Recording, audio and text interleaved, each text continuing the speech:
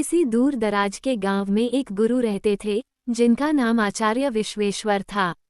वे न केवल एक महान विद्वान थे, बल्कि उनके जीवन में साधना और तपस्या का भी गहरा महत्व था।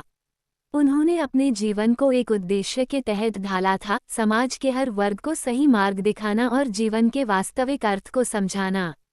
उनके पास दूर दूर से शिष्य आते थे, जिनमें से कुछ ब्राह्मण थे, कुछ क्षत्रिय, कुछ व्यापारी और कुछ गरीब किसान भी।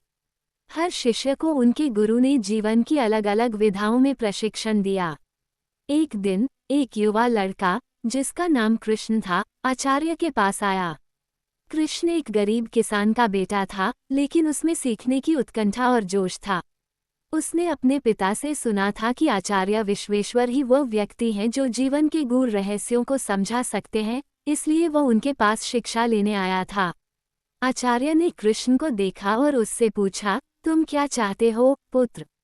कृष्ण ने उत्तर दिया, गुरुजी, मैं जीवन को सही ढंग से जीने का तरीका जानना चाहता हूँ।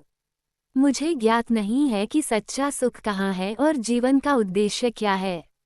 आचार्य मुस्कुराए और बोले, तुम सत्य की खोज में हो, लेकिन इसके लिए तुम्हें पहले कठिन साधना करनी होगी।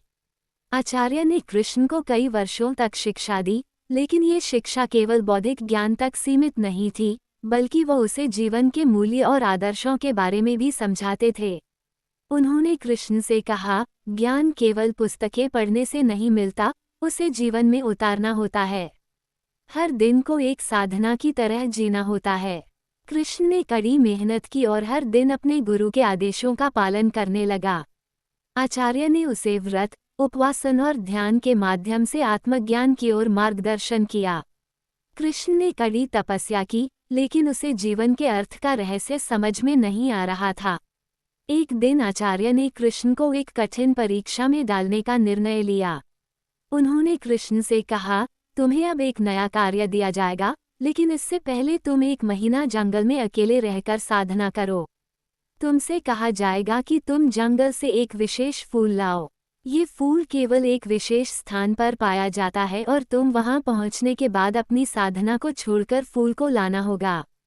कृष्ण ने गुरु का आदेश मान लिया और जंगल में अपनी साधना करने के लिए निकल पड़ा।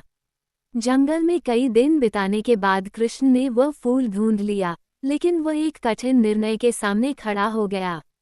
वह जानता था कि गुरु ने उसे केवल फूल लाने के लिए नहीं भेजा था, बल्कि ये उसकी परीक्षा थी। उसे अब ये निर्णय लेना था कि वह अपने गुरु के आदेश का पालन करेगा या फिर वह फूल लेने के लिए अपनी साधना को छोड़ देगा। कृष्ण ने कुछ दिन तक इस बारे में सोचा और फिर उसने एक महत्वपूर्ण निर्णय लिया। उसने साधना छोड़ दी और गुरु के पास फूल लेकर लौट आया। जब वह गुरु के पास पहुंचा, तो आचार्य ने उसे देखा और पूछा, तुमने क्या सीखा इस अनुभव से? कृष्ण ने कहा, गुरुजी, मैंने सीखा कि जीवन में कोई भी कार्य गुरु के आदेश से बढ़कर नहीं होता। मैं जितना ध्यान और साधना करता, उतना ही यह एहसास हुआ कि गुरु का आदेश ही सर्वोपरि है। आचार्य ने कृष्ण को आशीर्वाद दिया और कहा, तुमने सत्य को समझ लिया, पुत्र। अब तुम्हारे जीवन का उद्देश्य साफ है। तुमने ये जाना कि गुरु का आदेश, उसकी उपदेश और मार्गदर्शन ही जीवन का असली उद्देश्य है। ज्ञान केवल तभी सही होता है जब उसे जीवन में अपनाया जाता है। ये कहानी गुरु और शिष्य के रिश्ते की गहरी समझ को उजागर करती है। एक गुरु के बिना शिष्य का ज्ञान अधूरा होता है और एक शिष्य के बिना गुरु का मार्गदर्शन नकारात्मक हो सकता है। गुरु और शिष्य का संबंध परस्पर विश्वास, सम्मान और समर्पण पर आधारित होता है। गुरु अपने शिष्य को न केवल शारीरिक और मानसिक शिक्षा देता है, बल्कि उसे जीवन के मूल्य और उद्देश्य भी सिखाता है। शिष्य गुरु की शिक्षाओं को अपने जीवन में उतारने का प्रयास करता है और इसी तरह ये संबंध सिद्धि की ओर बढ़ता है।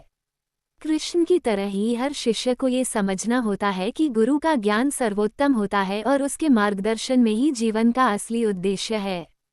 गुरु के बिना शिष्य अंधकार में भटकता है, लेकिन गुरु के साथ वह सच्चे ज्ञान की ओर बढ़ता है।